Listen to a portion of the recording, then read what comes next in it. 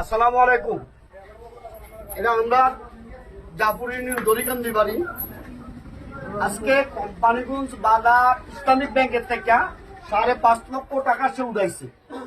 তাকে হাইজেকাররা কি করছে, তারে কোম্পানিগঞ্জ থেকে কাগজটা নিয়ে গেছে। কাগজটা কিন্তু অনেক দূর। গত 4 দিনও এমন একটা ঘটনা গেছে মুরাদনগর।